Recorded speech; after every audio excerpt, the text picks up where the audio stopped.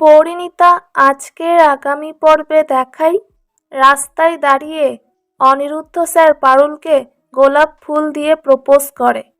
Aniruddha sir পারুলকে বলছে, আমি তোমাকে ভালোবাসি, আমি তোমাকে বিয়ে করতে চাই। আর রায়ান সেই সব আড়াল থেকে দেখে আর বলে, বুড়ো ভাঁড়, ও পারুলকে প্রপোজ করছে। এই বলে রায়ান রাগে ছটফট করে।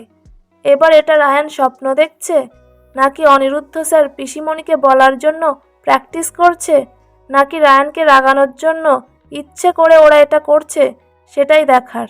তো বন্ধুরা, আপনাদের কি মনে হয় জানাতে ভুলবেন না। এই ছিল আজকের আগামী পর্বের আপডেট। পরবর্তী আপডেট দেখতে চ্যানেলটা সাবস্ক্রাইব করে রাখবেন, আর ভিডিওটি ভালো লাগলে লাইক কমেন্ট করে দেবেন।